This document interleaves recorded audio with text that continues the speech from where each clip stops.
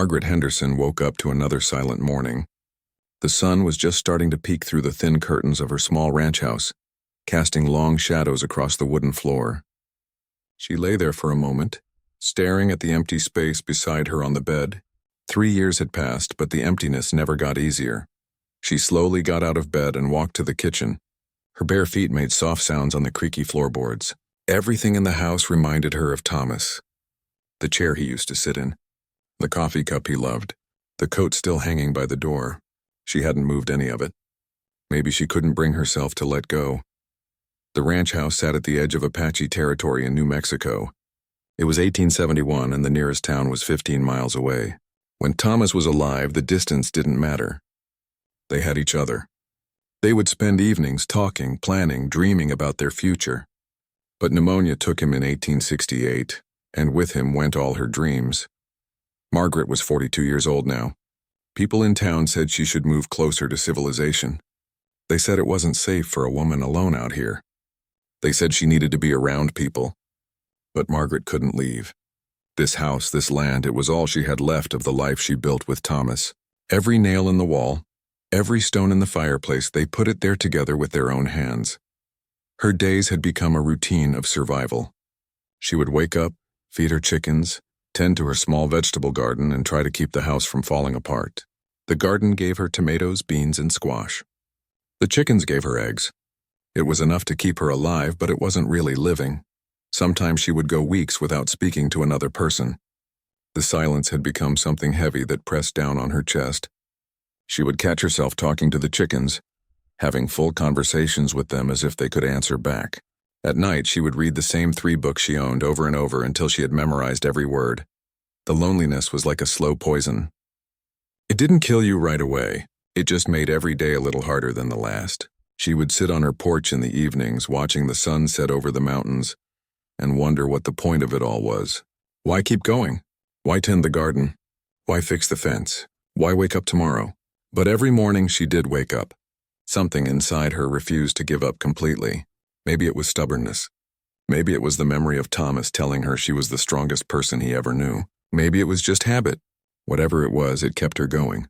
The ranch was simple but sturdy. Thomas had built it to last. One main room served as kitchen and living space. A small bedroom off to the side. A porch that wrapped around the front. A barn for the chickens and storage. A well that gave cool, clear water.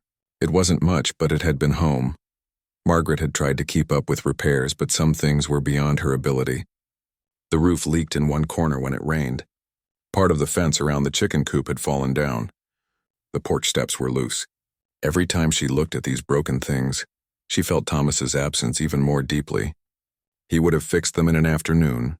She had her rifle, Thomas's old gun that he taught her to shoot. She kept it loaded and ready, though she wasn't sure she could actually use it if she needed to.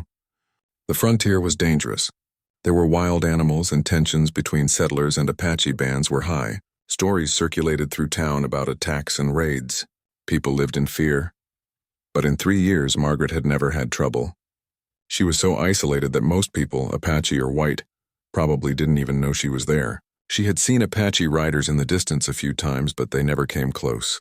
She had seen no one up close except for the occasional trip to town for supplies she couldn't grow or make herself. Those trips to town were hard. People would look at her with pity. Some would whisper. The widow Henderson, they called her. Poor thing, all alone out there. She should remarry. She should move. She should do something other than waste away in that lonely house. Their pity felt worse than the loneliness somehow. So she stopped going to town unless absolutely necessary. She stretched her supplies as far as they would go. She learned to make do with less. She became a ghost, haunting her own life, going through motions without purpose or joy. At night, the darkness felt complete. With no neighbors for miles, there were no lights except her single lamp. The sounds of the desert night would fill the air. Coyotes howling, owls calling, the wind moving through the sagebrush. Sometimes these sounds were comforting. Sometimes they made her feel like the last person on earth. She would lie in bed and remember better times. Thomas laughing at something silly, she said. The way he would pull her close on cold nights. His voice singing old songs while he worked. His hands rough and strong holding hers gently. These memories were precious, but they also hurt like pressing on a bruise. Margaret had resigned herself to this life. She had accepted that this was how her story would end, alone in this house, growing old, until one day she simply wouldn't wake up, and maybe no one would even know for days or weeks. This was her fate, she thought. This was what remained. She had no way of knowing that everything was about to change. That on a hot July afternoon her life would take a turn she never could have imagined. That the loneliness that had defined her existence for 3 years was about to be broken in the most unexpected way possible. As she went about her morning routine that day, feeding chickens and watering plants, she had no idea that before the sun set, 7 strangers would arrive at her door. She had no idea that fear and courage would collide in her heart. She had no idea that the choice she would make that day would change not just her life, but the lives of many others. The sun climbed higher in the sky. The heat of July began to build. Margaret wiped sweat from her forehead and went back inside to escape the worst of it. Just another day, she thought. Just another long, lonely day. But she was wrong. This day would be different. This day would matter. The afternoon sun was at its worst. Margaret sat inside her house trying to stay cool. She had a cup of water from the well and was reading one of her books for what must have been the 100th time. The words were so familiar they barely registered anymore. Her eyes moved across the pages, but her mind was somewhere else entirely. Then she heard it. The sound of horses. Multiple horses. Her body went rigid. She set down her book with trembling hands. Living alone, you learn to recognize sounds. A single horse might be a traveler passing through, but multiple horses? That usually meant something else. Something that could be dangerous. She stood up slowly and moved to the window. Her heart was pounding so hard she could hear it in her ears. She pulled back the curtain just enough to see outside. What she saw made her blood run cold. 7 Apache warriors were dismounting near her well. They were dressed for travel with supplies on their horses. Their faces were weathered and serious. Even from inside the house, she could see they were exhausted. But what frightened her most was simple reality. She was one woman. They were 7 men, and she was completely alone. Margaret's mind raced. She had heard the stories everyone in the territory heard. Tales of violence, of raids, of settlers killed. She didn't know how much of it was true and how much was exaggeration. But right now it didn't matter. Fear doesn't care about facts. Fear just takes over. Her hands shook as she moved away from the window. She went to the corner where Thomas's rifle stood. She picked it up, feeling its weight. Thomas had taught her to shoot. She could hit a target if she had time to aim. But 7 men? What good would one rifle do? Even if she managed to shoot one, the others would be on her in seconds. She stood there in her own home holding the rifle, feeling more helpless than she had ever felt in her life. She thought about not answering the door. Maybe they would just take water and leave. Maybe they wouldn't bother with the house at all. But then came the knock. It was firm. Deliberate. Not aggressive, but not gentle either. Just a knock that said someone wanted her attention. Margaret stood frozen. Every muscle in her body told her to hide, to be quiet, to pretend no one was home. But her house wasn't that big. If they wanted to get in, they would. A locked door wouldn't stop 7 determined men. Another knock came. Louder this time, Margaret made a decision. If this was going to happen, she would face it standing up. She would not cower. Thomas wouldn't have wanted that. She set the rifle down. If they meant her harm, the gun wouldn't save her anyway. And if they didn't mean harm, pointing a weapon at them would be a terrible mistake.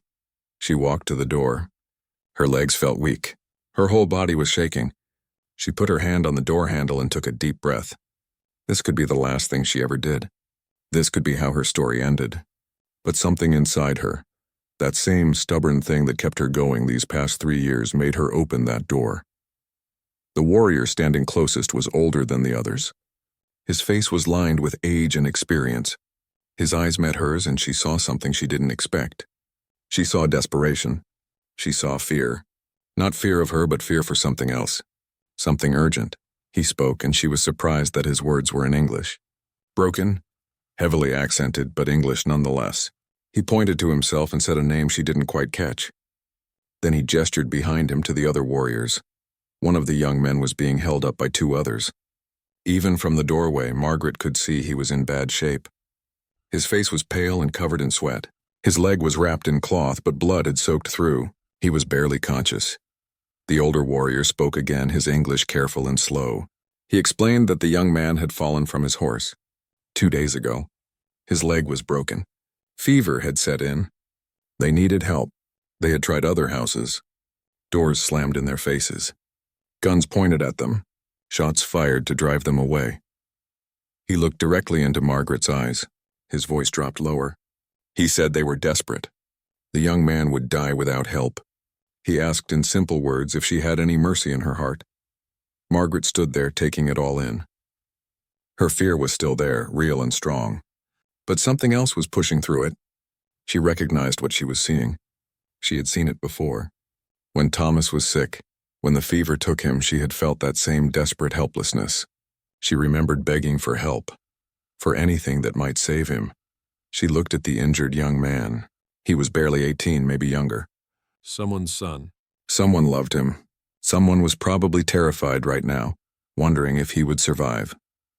The old warrior waited for her answer. The other men watched her carefully. Their hands were near their weapons, but not on them. They were ready for rejection. Ready for another door to close. Ready to be driven away again. They probably expected it. Time seemed to slow down. Margaret thought about what this meant. If she helped them, word might get out. The townspeople already thought she was strange for living alone. If they knew she had Apache warriors in her house, they might call her a traitor. They might drive her out. Or worse, but if she turned them away, that young man would probably die. And she would have to live with knowing she could have helped and chose not to. She would become the same as all those other people who had slammed doors in their faces. She thought about Thomas, about the values he lived by, about the man she had loved. He had always said that your character shows in what you do when it's hard. Anyone can be good when it's easy. Real goodness happens when doing the right thing costs you something. Margaret took a deep breath. She looked at the desperate old warrior. Then she looked at the suffering young man being held up by his companions. She made her choice. She stepped back from the door and opened it wider. She gestured for them to come inside. The relief on the old warrior's face was immediate. He spoke quickly to the others in their own language. They moved carefully, respectfully, bringing the injured young man toward her door. As Margaret watched 7 Apache warriors enter her home, she felt her fear transform into something else. Something she hadn't felt in 3 years. Purpose. Someone needed her. She could help. For the first time since Thomas died, she had a reason to be useful, to matter, to do something that actually made a difference.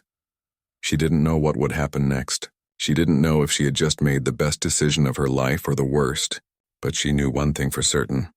The loneliness that had defined her existence was suddenly dramatically over. Her life would never be the same again. The warriors moved into her small house with surprising gentleness. They carried the injured young man carefully, trying not to cause him more pain. Margaret pointed to her kitchen table, the only surface large enough and sturdy enough to lay him on. They lifted him up and positioned him as comfortably as possible. Up close, the young man looked even worse than she thought. His skin was burning hot with fever. His breathing came in short, painful gasps. The makeshift bandage around his leg was filthy and soaked with blood and other fluids. The smell of infection was unmistakable. Margaret had smelled it before with Thomas. It was the smell of the body losing a fight. The older warrior stood beside her. He spoke again in his careful English, giving her more details. His name was Nantaje. The injured young man was Keita. He was the son of Nantaje's sister, just 17 years old. 2 days ago, while riding through rough terrain, his horse had stumbled. Keita fell badly, landing on rocks. His leg broke in the fall, the bone snapping with an audible crack. They had tried to set it themselves, but without proper knowledge or tools, they couldn't do it right. The wound got dirty, infection set in fast, now fever consumed him. They had been traveling desperately, searching for help. But every settler they approached had either threatened them with violence or refused to even listen.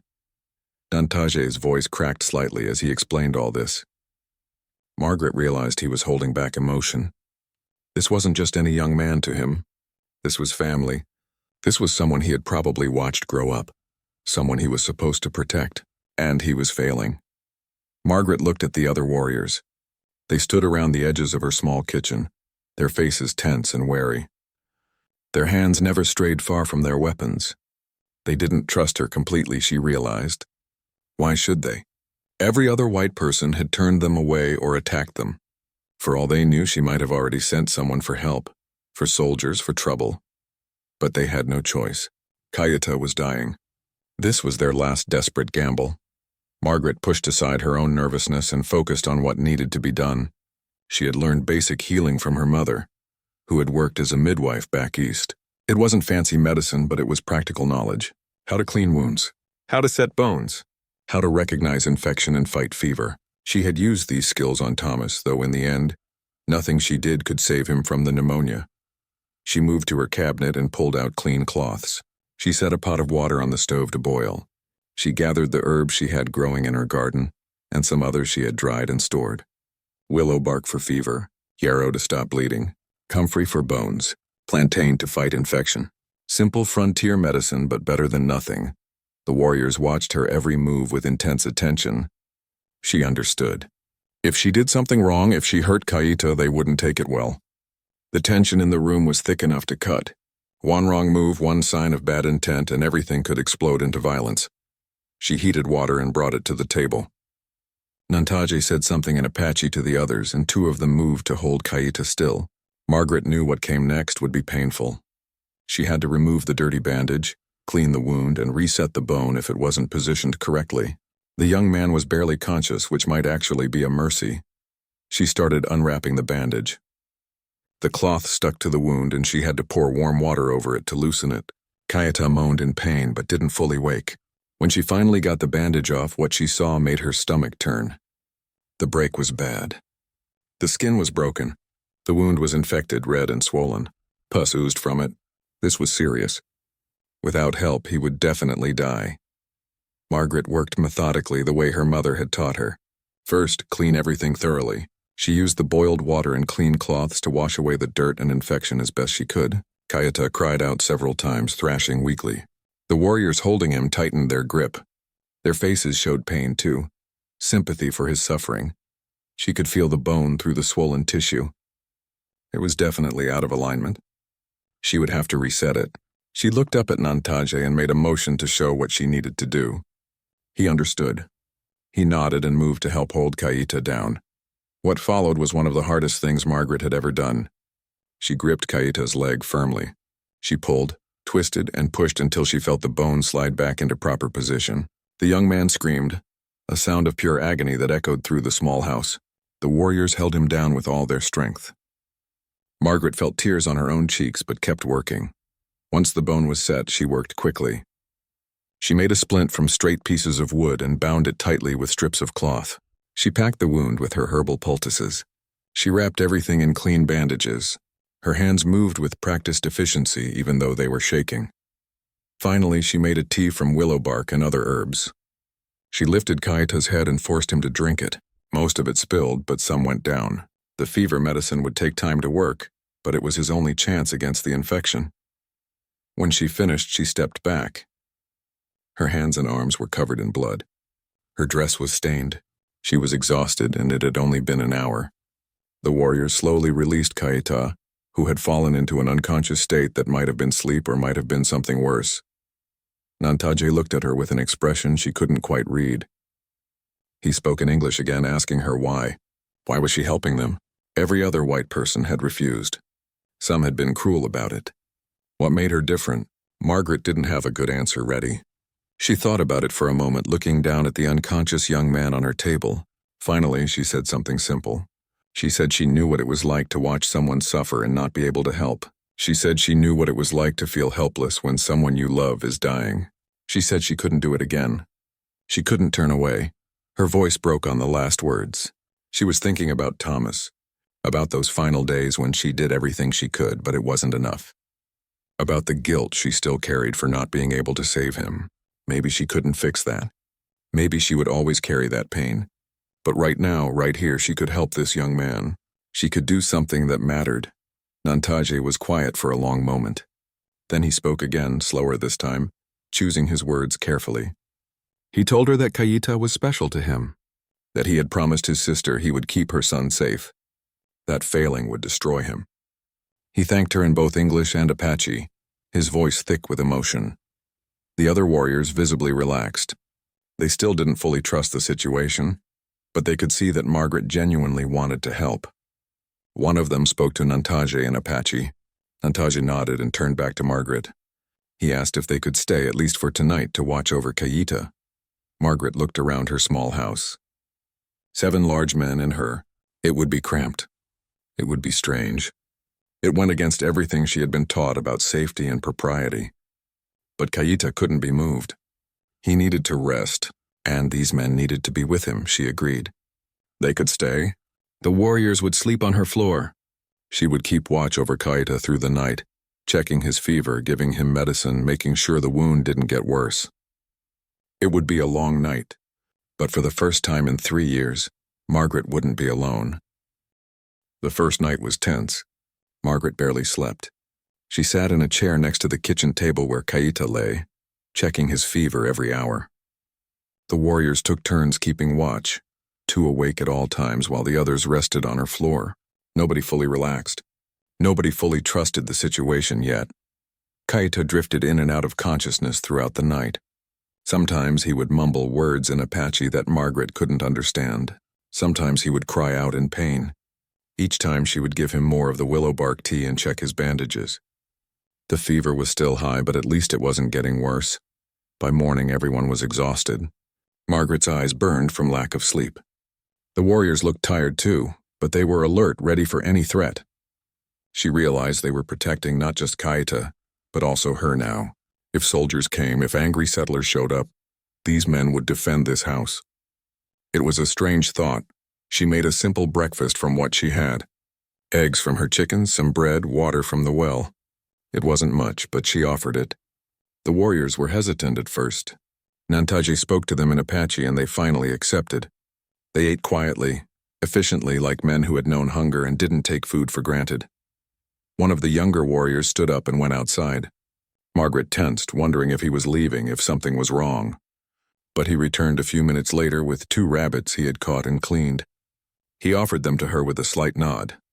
It was a gift, she realized. Payment for the food she had shared. Or maybe just a gesture of goodwill. She accepted the rabbits and set about preparing them for a stew. As she worked, she became aware that the warriors were doing things around her house. 2 of them were outside working on her broken fence. Another was on the roof, examining the leak she had been unable to fix. They hadn't asked permission. They just saw things that needed doing and did them. Margaret watched through her window as these men, who she had been terrified of just yesterday, repaired her fence with quick, skilled hands. They worked efficiently, communicating with few words. Within an hour, the fence that had been broken for months was solid again. The one on the roof came down and spoke to Nantaje. There was a brief exchange in Apache. Then Nantaje came to Margaret and, using a mix of English and gestures, explained that the roof could be patched, but they needed certain materials. Did she have them? She shook her head. He nodded, accepting this, and sent 2 of the warriors off on their horses. They returned an hour later with branches and mud, materials they had gathered from the surrounding area. By afternoon, her roof was repaired. The leak that had bothered her through every rainstorm was gone. Margaret felt emotions welling up that she couldn't quite name. These strangers were fixing her home. They were taking care of things she couldn't manage alone, things she had accepted as broken and unfixable. Kayita's fever finally broke on the 2nd day. His eyes opened and focused, truly conscious for the first time since he arrived. He looked confused, taking in his surroundings. Where was he? Who was this white woman hovering over him? Nantaje moved to his side quickly and spoke to him in rapid Apache, explaining what had happened. Kayita's eyes found Margaret. He said something in Apache. Nantaje translated. Kayita was thanking her. He understood she had saved his life. Margaret felt her throat tighten. She just nodded, not trusting herself to speak. Over the next few days, something remarkable happened. The tension slowly dissolved. Not completely, but enough. Margaret and the warriors found ways to communicate despite the language barrier. Nantaje's English was limited, but he could translate simple ideas. More often, they used gestures, expressions, and actions to make themselves understood. In the evenings, they would gather in her main room. The warriors would tell stories in Apache, and even though Margaret couldn't understand the words, she could follow the emotion. She could see when a story was funny by the way they laughed. She could see when a story was sad by the way their faces grew serious. One evening, Nantaje tried to explain their situation. His English struggled with complex ideas, but Margaret pieced it together. The Apache people were suffering. Their traditional lands were being taken. The buffalo and other game were disappearing. The government had promised them things and then broken those promises. They were being pushed onto smaller and smaller pieces of land. Children were hungry. People were dying. He didn't say this with anger, just with a deep sadness. These were facts of his life, his people's reality. Margaret listened and understood. She had heard the official stories in town about how the Indians were being helped, how they were being civilized. But sitting here with these men, seeing the pain in Nantaje's eyes, she realized those stories were lies, or at least not the whole truth. She tried to share her own story. Her words were simple. She told them about Thomas, about losing him, about being alone, about feeling like life had no purpose anymore. She didn't know how much they understood, but they listened with respect. One of the older warriors spoke in Apache to Nantaje, who translated. The warrior said he had lost his wife many years ago. He understood her pain. Grief was grief, no matter what language you spoke. Margaret realized something profound in that moment. These men were not so different from her. They loved their families. They felt pain and loss. They tried to survive in a hard world. The color of their skin, the language they spoke, the clothes they wore, these things were just surface. Underneath, they were human beings just like her. By the fourth day, Kaita was strong enough to sit up. His leg was still splinted and healing, but the infection was clearly losing its battle. He would recover. It would take time, but he would be okay. Margaret changed his bandages and was pleased to see the wound looking much better. Clean, pink, healing. The warriors began to talk among themselves about leaving. Kaita couldn't ride yet, but he could be carried on a travois, a kind of stretcher pulled by a horse. They had been away from their people for over a week now. Families would be worried. They needed to return. Margaret found herself feeling something unexpected. She was sad they were leaving. These past few days had been strange and sometimes frightening, but they had also been alive. Her house had been full of people and purpose. She had been needed. She had mattered. Soon she would be alone again. On the sixth morning, two of the warriors constructed a travois for Kaita. They worked with practiced skill, lashing branches together to form a sturdy frame. They padded it with blankets and furs to make it as comfortable as possible. Kaita watched them work, looking stronger each day but still weak from his ordeal. Margaret prepared extra food for their journey. She wrapped bread and dried meat in cloth. She filled water skins from her well. She gave them herbs for Kaita's pain and healing. It wasn't much, but it was what she could offer. The warriors moved through her house, gathering their belongings, preparing to leave. The reality of their departure settled over everyone. Tomorrow morning they would go. The house would be empty again. The silence would return. Margaret tried not to think about it, but the sadness was hard to shake. That final evening they sat together one last time. The conversation was quieter than usual. Everyone seemed to be feeling the same thing. Something had happened here. Something important. 7 Apache warriors and 1 lonely widow had found unexpected common ground. They had helped each other. They had seen each other's humanity. And now it was ending. But none of them knew yet that this wasn't really an ending. It was actually a beginning. The connections formed in these 6 days would last far longer than any of them imagined.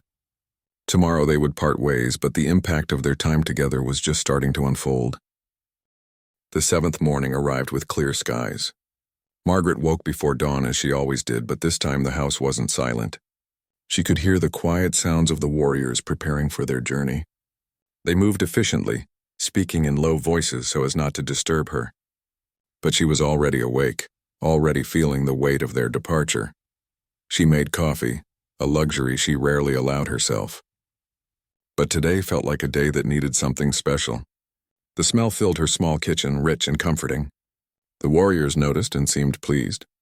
They had clearly enjoyed coffee during their stay, though Margaret suspected it was a rare treat for them too. Kaita was transferred to the travois with great care. He was much improved, his color better, his eyes clear. But he was still weak and the journey home would be hard on him. Margaret checked his bandages one final time. and gave Nantaje extra herbs with careful instructions on how to use them. He listened intently, nodding to show he understood. Then came the moment Margaret had been dreading. The farewells. Nantaje stood before her, and for a long moment they just looked at each other. So much had happened in 6 days. So much had changed. How do you say goodbye to someone who helped you remember what it means to be human? Nantaje reached into a leather pouch he carried and pulled out a basket. It was beautifully made, woven with intricate patterns and colors that seemed to shimmer in the morning light. He placed it in Margaret's hands. Through gestures in simple English, he made her understand it was a gift. Made by the women of his band. It was valuable, precious, and now it was hers, but he wasn't finished. He pulled out a small leather pouch filled with seeds. He opened it and showed her. These were seeds for plants she had never seen before. Medicinal plants sacred to his people. He was sharing knowledge, giving her something that went beyond material value. He was giving her trust. There was one more thing. Nantaje pressed a small beaded token into her hand. It was made of leather and colorful beads, formed in a pattern that clearly meant something. He spoke in Apache first, then struggled to find English words. Finally, through gestures and Nantaje's limited translation, Margaret understood. This token would identify her as a friend to his band. If she ever needed help, if Apache people came across her, this would tell them she was under protection. Margaret's eyes filled with tears. She wasn't a woman who cried easily. 3 years of loneliness had hardened her in some ways. But this kindness, this recognition, this gesture of friendship across such a deep divide, it broke through her defenses. She tried to thank him, but words felt inadequate. She pressed his hand and held it for a moment, hoping he could feel what she couldn't say. His weathered face softened, and she saw moisture in his eyes too. He spoke in Apache, words she didn't understand but whose meaning was clear in his tone. He would not forget her. His people would not forget her. One by one, the other warriors came to her. Each one made a small gesture of respect. A nod, a hand on their heart, a brief touch to her shoulder. These men who had been strangers, who she had feared, who came from a completely different world, they were honoring her. They were telling her she mattered. The youngest warrior, barely older than Kaita, approached her last. He was shy, uncertain, but he pulled something from his pack and offered it to her. It was a knife, simple but well made, in a leather sheath decorated with beadwork. He gestured to show it was for her protection. A practical gift, but one that carried meaning. He wanted her to be safe. Margaret accepted each gift with a full heart. She had nothing of equal value to give in return. Her possessions were few and simple, but she went to her garden and gathered seeds from her best vegetables. She wrapped them carefully in cloth and gave them to Nantaje. Her garden had sustained her through hard times. Maybe these seeds could help his people too. She also gave them dried herbs and what little food she could spare. It wasn't much compared to what they had given her, but Nantaje accepted with the same respect she had shown his gifts. In that moment, Margaret understood something important. The value of a gift isn't in its cost. It's in the heart of the giving. The warriors mounted their horses. 2 of them would take turns pulling the travois that carried Kaita. He raised a hand to Margaret in farewell, his young face serious and grateful. She raised her hand back, hoping he could see how glad she was that he would live, that he would go home to his family. Nantaje was the last to mount. Before he did, he spoke to Margaret one more time. His English was halting, but she understood every word. He told her that what she did was more than helping one young man. She showed that not all white people were the same. She showed that kindness could exist across the divide. She gave him hope that maybe somehow there could be peace. Margaret didn't feel like she had done anything that special. She had just seen someone suffering and tried to help. But she realized that in this time, in this place, that simple act of humanity was actually extraordinary. People on both sides were so consumed by fear and anger that compassion had become rare. Maybe Nantaje was right. Maybe what happened here did matter. The warriors began to ride away. Margaret stood on her porch and watched them go. They moved slowly because of Kaita, but with purpose and direction. They were going home. She watched until they disappeared from sight, swallowed by the distance and the desert landscape. Then she turned and went back into her house. It was empty again, silent again, just her and the walls and the memories, but something was different. The silence didn't feel as heavy anymore. The emptiness wasn't as complete. She looked at the gifts they had left. The basket. The seeds. The token. The knife. Each one represented something beyond its physical form. They represented connection, friendship, a bridge built between two worlds that were supposed to be enemies. Margaret set the gifts carefully on her table. She made herself more coffee and sat down. Her mind was full of thoughts, memories of the past 6 days playing through her head like scenes from a story. She thought about how terrified she had been when they first arrived. How that fear had transformed into purpose. How helping them had helped her too. For 3 years she had been lost in her grief, going through the motions of living without really being alive. But these past 6 days she had felt alive again. She had a reason to get up. A reason to try. A reason to care. And even though the warriors were gone, that feeling didn't leave with them. She thought about Nantaye's words. About how what she did mattered. About hope for peace. It seemed like a big thing to put on her small actions. But maybe he was right. Maybe change didn't happen through grand gestures. Maybe it happened through small acts of kindness. One person choosing compassion over fear. Margaret went outside to her garden. The fence the warriors had repaired stood straight and strong. Her roof no longer leaked. Her house was in better shape than it had been in years. They had given her these gifts of labor, fixing things she couldn't fix herself. It was another form of kindness, another way of saying they valued her. As she worked in her garden that day, Margaret felt something she hadn't felt since Thomas died. She felt hope, not the big dramatic kind of hope, just the quiet sense that maybe life could be more than empty survival. Maybe there were still surprises waiting. Maybe there were still connections to be made. Maybe she wasn't as alone as she thought. She didn't know it yet. But Nantaye and his warriors weren't just going to ride away and never return. The connection they had formed was real and lasting. What had started as a desperate request for help had become something deeper, something that would change the course of Margaret's life in ways she couldn't imagine. That night, Margaret sat on her porch as the sun set. She held the beaded token in her hand, running her fingers over its patterns. She thought about the people who made it, about their lives, their struggles, their humanity. She thought about how easy it would have been to close her door to them, to let fear make her decisions. But she hadn't. She had chosen differently, and that choice had given her something precious.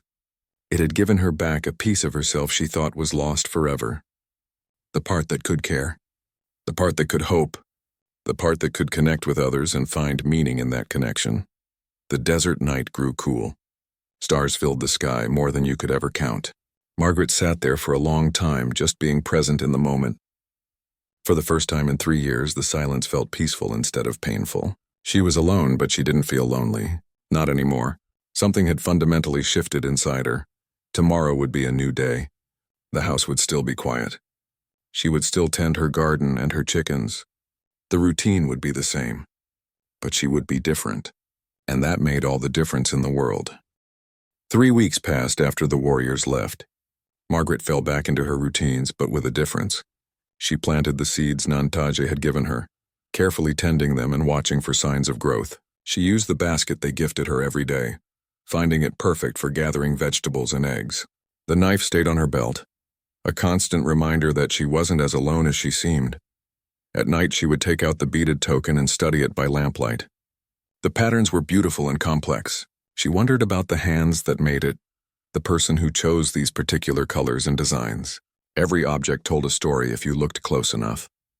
She thought about Kaita often, wondering if he had made it home safely, wondering if his leg was healing properly, wondering if he told his family about the white widow who helped him. She would never know the answers to these questions, she thought. That chapter of her life had closed. She was wrong.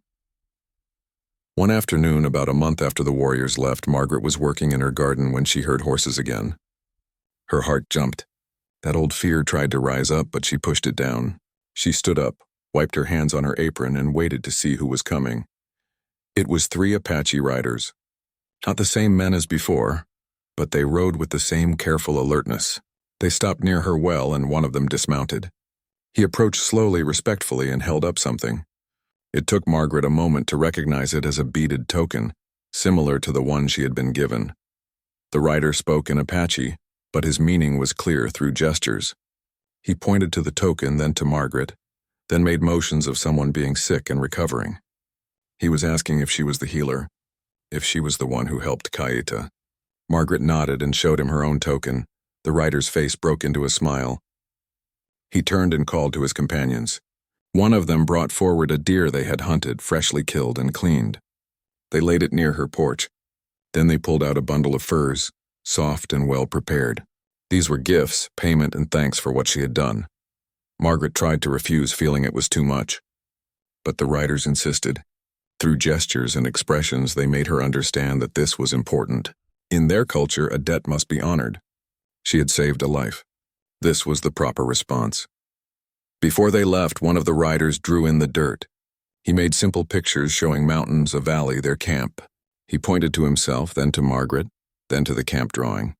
He was telling her where they were. If she ever needed help, she could find them. Or they would come if she needed them. After they rode away, Margaret stood looking at the deer and the furs. It was the most wealth she had possessed in years. The deer meat would feed her for weeks if she preserved it properly. The furs would keep her warm next winter. But more than their practical value, they represented something profound. She had been accepted, honored, remembered. This became a pattern. Every few weeks, Apache riders would pass by her ranch. Sometimes they left gifts, meat, furs, baskets, or handmade items. Sometimes they just stopped to water their horses and check on her. Sometimes they brought people who needed healing, simple injuries or illnesses that Margaret treated with her herbs and basic medical knowledge. Word had spread among the Apache people. There was a white woman who lived alone at the edge of their territory. She was safe. She was kind. She could be trusted. Her small ranch house became known as a place of refuge, a rare spot of peace in a region torn by conflict and distrust.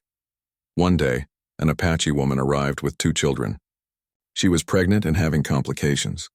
She had heard about Margaret and came seeking help.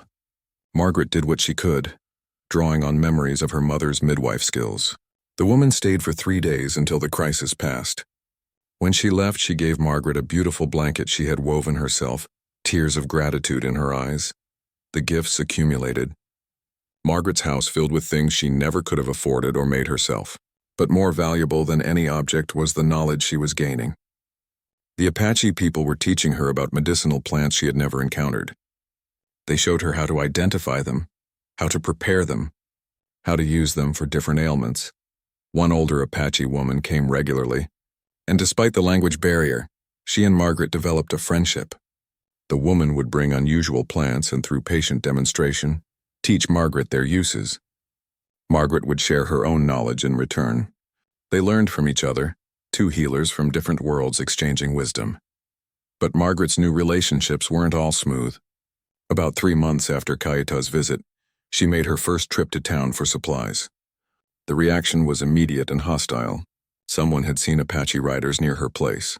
Word had spread. People stared at her with suspicion and anger. The store owner refused to serve her at first. He called her an Indian lover, a traitor. Other townspeople gathered, their voices rising. She was helping the enemy, they said. She was putting everyone in danger. Didn't she know that Apache raiders had attacked a settlement just last month? How could she be friends with those savages? Margaret stood her ground. She told them the truth.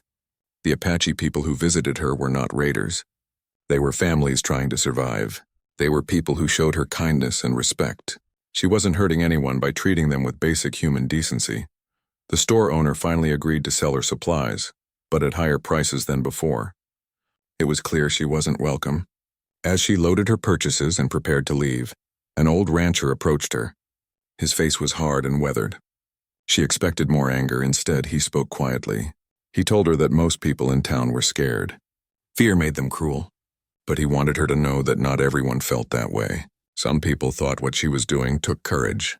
He said his own son had been sick once, far from home, and a stranger helped him. He never forgot that kindness. He tipped his hat to her and walked away. Margaret rode home feeling shaken but not defeated. She knew her choices would cost her. The townspeople would never fully accept her now. She would always be the strange widow who lived with Indians. But she couldn't change what she was doing. It felt right in a way nothing had felt right since Thomas died. More months passed. Margaret noticed something interesting. The increased Apache presence near her ranch seemed to create a zone of calm. There were no raids or attacks in her area. It was as if both sides had silently agreed that this one small piece of land was neutral territory, a place where the normal rules didn't apply. One evening, Nantaje returned. He brought 4 other men with him, including Keita. The young man walked with a slight limp, but he walked. His leg had healed. He was alive and healthy, able to ride and hunt and live his life. When he saw Margaret, his face lit up with joy. He rushed forward, and in a gesture that crossed all cultural boundaries, he hugged her. Margaret felt tears streaming down her face. This was why she had done it. This young man, alive and whole. This was worth all the suspicious looks in town, worth all the isolation, worth everything. Nantaje had brought more gifts, but he also had a request. His band was struggling. The government had moved them to poor land where game was scarce. Children were going hungry. He wasn't asking for much, just advice. Did Margaret know of any settlers who might trade fairly? Any places they could hunt without being shot at? Any way to survive this impossible situation? Margaret thought hard. She couldn't solve their problems, but maybe she could help in small ways. She knew which ranchers were more reasonable. She knew which areas were less patrolled. She shared what she knew, feeling like it was inadequate but hoping it would help somehow. Before they left, Nantaje did something unexpected. He taught her some Apache words. Basic things like hello, thank you, friend, help. He spoke each word slowly and had her repeat them until she got them right. Then he taught her his people's sign language, the hand gestures used to communicate when words wouldn't work. It was a gift of communication, a bridge across the divide. Margaret practiced the words and signs long after they left, committing them to memory. She was learning their language. They had learned some of hers. They were meeting in the middle, creating understanding where there had only been fear. That winter was the hardest time for the Apache people, but it was also the time when Margaret felt most connected to them. They came to her not just for healing but for food when they had none. She shared what little she had, and they always tried to give something back. Nobody kept score. It was just people helping people survive. Margaret's life had completely transformed. The lonely widow who had withdrawn from the world was now at the center of something important. She was a bridge between two peoples who desperately needed bridges. She was proof that understanding was possible, that kindness could transcend fear and hatred. She still missed Thomas. She still felt the ache of his absence. But she wasn't drowning in loneliness anymore. She had purpose. She had friends, even if they spoke a different language. She had a role to play in something bigger than herself.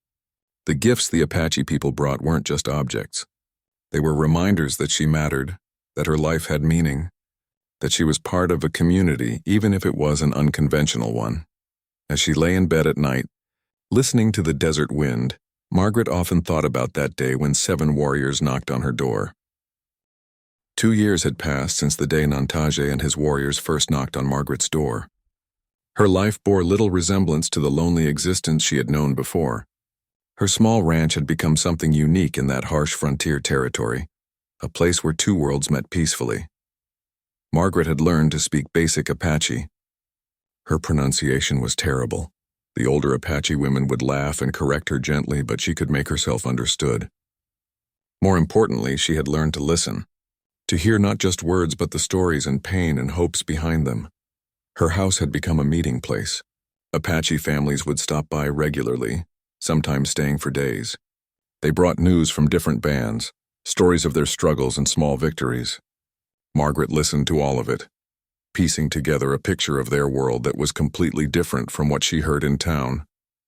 In town, the Apache were described as violent savages, unpredictable and dangerous, but the people Margaret knew were families trying to feed their children. They were grandmothers who knew healing herbs. They were young men who wanted to prove themselves worthy. They were people dealing with impossible circumstances, watching their way of life disappear. One spring morning, a white settler arrived at Margaret's ranch. He was young, maybe 25, and his wagon had a broken wheel. He had heard there was a widow living out this way and hoped for help. When he saw Apache people at her house, he went pale with fear. Margaret walked out to meet him. She assured him he was safe. The Apache people here were peaceful. She would help him fix his wheel, and he had nothing to worry about. The young man was clearly terrified but had no choice. His wagon wasn't going anywhere. 2 young Apache men helped him fix the wheel. They worked skillfully, showing him better ways to secure it. The settler watched them work, his fear gradually mixing with confusion. These men weren't attacking him. They were helping him. It didn't match what he had been taught to expect. Before he left, the young settler spoke to Margaret quietly. He said he had grown up hearing that all Indians were bloodthirsty killers, but these men had helped him. They had shown him kindness. He didn't understand. Margaret told him simply that people were just people. Fear and prejudice created monsters that didn't really exist. She suggested he judge people by their actions, not by stories told by those who had never met them. She didn't know if her words made a difference. But the young man left thoughtful instead of fearful. Maybe that was something. Incidents like this became more common. Margaret's ranch sat on a trail that both settlers and Apache used. Word spread on both sides that it was a safe place, a neutral zone. People began to stop there, and sometimes they would encounter each other. Under Margaret's watchful presence, these meetings stayed peaceful. She became an informal mediator. When horses were stolen, she would help negotiate their return. When there were misunderstandings, she would help both sides communicate. It wasn't official. She had no authority, but people trusted her because she genuinely cared about both sides. One day, a group of settlers came to her with a problem. Apache hunters had been taking game from an area the settlers considered theirs. They wanted Margaret to tell the Apache to stop. She agreed to try, but she also explained to the settlers that the Apache were hungry. Their traditional hunting grounds had been taken. They were desperate. She arranged a meeting. 3 Apache men and 4 settlers sat awkwardly in her main room. Through Margaret's translation and mediation, they talked. Really talked, maybe for the first time. The settlers heard how the Apache families were starving. The Apache heard how the settlers had worked hard to build their ranches and needed the game to feed their own families. It wasn't easy. There was anger and mistrust on both sides. But with Margaret guiding the conversation, they reached an agreement. The Apache could hunt in certain areas at certain times. The settlers wouldn't shoot on sight. It wasn't perfect, but it was better than violence. News of successful negotiations spread. Other people started coming to Margaret for help resolving conflicts. She found herself in the strange position of being neither fully part of the settler community nor the Apache community, but somehow connected to both. She existed in the space between, and that space turned out to be valuable. The Apache children fascinated Margaret. They would come with their families and play around her ranch.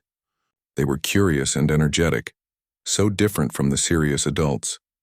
One young girl, about 8 years old, took a particular interest in Margaret's books. The girl couldn't read English, but she loved looking at the pictures. Margaret started teaching her. Simple words at first. The girl learned quickly, hungry for knowledge. Soon other children joined. Margaret found herself running an informal school, teaching Apache children to read and write English. The parents approved, seeing education as a tool their children would need in the changing world. But education went both ways. The Apache children taught Margaret their stories, their games, their way of seeing the world. An older woman taught her how to weave baskets. Young men showed her tracking skills and how to read signs in nature. Margaret was learning constantly, her world expanding far beyond what she had known. She started writing things down. The medicinal plants and their uses, the stories the elders told, the words and phrases in Apache language. She filled notebook after notebook with information. She wasn't sure why she was doing it, just that it felt important. These things should be remembered. But not everyone was happy with what Margaret was doing. Some settlers saw her as a traitor. Angry men came to her ranch one night, drunk and looking for trouble. They accused her of helping the enemy. They said she was making the territory more dangerous by befriending Indians. Margaret stood on her porch and faced them down. She told them they were wrong. The Apache people she knew wanted peace. They wanted to live and raise their families. The real danger came from ignorance and hatred, not from understanding. Her voice shook, but she didn't back down. One of the men raised his rifle. For a moment, Margaret thought this was how it would end. But then Nantaje stepped out of the shadows, along with 3 other Apache warriors. They had been visiting and heard the commotion. They stood beside Margaret, their presence a clear message. She was under their protection. The drunk settlers left, muttering threats but unwilling to fight. After they were gone, Margaret's legs went weak. She sat down hard on her porch steps. Nantaje sat beside her. He didn't say anything, just sat with her until she stopped shaking. Sometimes friendship needed no words. The incident made clear how fragile the peace was. Margaret lived on a knife's edge, accepted by neither community but valued by both. It was a lonely position in some ways, but she had chosen it with open eyes. Someone had to build bridges. It might as well be her. Years continued to pass. The situation for the Apache people worsened. More of their land was taken. More promises were broken. The bands were being forced onto reservations where conditions were terrible. Margaret heard stories of starvation, disease, and despair. She helped where she could, but it never felt like enough. Yet even in dark times, small victories mattered. A young Apache man and a settler's daughter fell in love. Their families were horrified on both sides. But they came to Margaret, and she helped them talk to their families. It took months of patient conversation, but eventually both families reluctantly agreed. The couple married in a simple ceremony at Margaret's ranch with representatives from both communities present. It was a tiny thing in the scope of the larger conflicts. One marriage wouldn't solve centuries of mistrust, but it mattered to those two young people, and maybe their children would grow up with a different understanding, seeing both worlds as part of their heritage. Margaret's hair had turned completely gray. She was in her late 40s now, and the hard frontier life had aged her, but she was alive in a way she hadn't been during those years of solitude. Every day brought challenges, yes, but also purpose and connection. She thought often about that terrified woman who opened her door to 7 Apache warriors. She felt like a different person now. Fear hadn't disappeared completely. She still worried about violence from both sides. But fear no longer controlled her. She had learned that courage wasn't the absence of fear. It was doing what was right despite the fear. The Apache people had given her so much, not just gifts and skills, but something more fundamental. They had given her back her life. They had shown her that connection was possible even across the widest divides. They had taught her that kindness was never wasted, even when it felt small and inadequate. And she hoped she had given them something too. A safe place, a friend. A bridge to a world that mostly rejected them.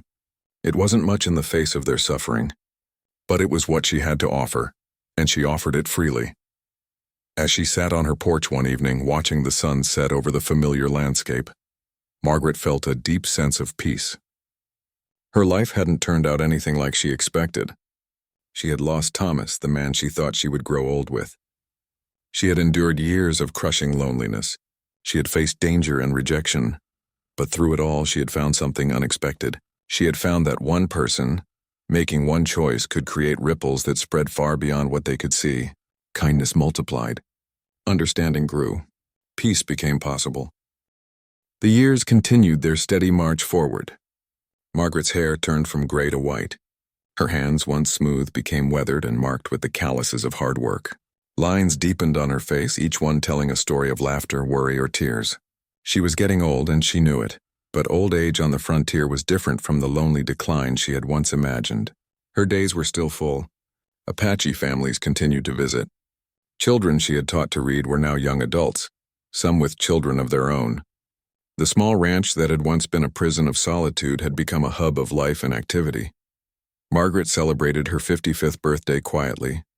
She made herself a small cake and sat on her porch eating it, while watching young Apache children play in her yard. Their mothers sat nearby, working on beadwork and talking in Apache. Margaret understood most of what they said now. The language had become natural to her, though she still spoke it with an accent that made people smile. One of the women noticed her eating cake alone and called out, asking what the occasion was. When Margaret explained it was her birthday, the women immediately began planning. Apache people took celebrations seriously. 2 days later, they held a proper party with food, music, and dancing. Margaret protested that it wasn't necessary, but secretly she was deeply touched. These people who had so little were celebrating her life. Nantaje came to the party. He was an old man now, his face deeply lined, his movements slower, but his eyes still held that same intelligence and warmth she remembered from their first meeting. They sat together, two old friends who had bridged an impossible divide, and talked about the years that had passed. Kaita came too. The young man whose life she had saved was now in his 30s, a respected hunter and warrior. He walked with a slight limp that would never fully go away, but he was alive and strong. He brought his wife and 3 children to meet Margaret. The youngest, a little girl of about 5. He had named in Margaret's honor using the Apache translation of her name. Margaret held the little girl and felt tears streaming down her face. This child existed because she had opened her door that hot July day. This family was whole because she had chosen compassion over fear. The ripples of that single decision had spread farther than she ever imagined. The situation in the territory had changed over the years. The Apache people had largely been forced onto reservations. The old way of life was effectively over. It was a tragedy that broke Margaret's heart. She had watched proud, independent people be herded like cattle onto barren land.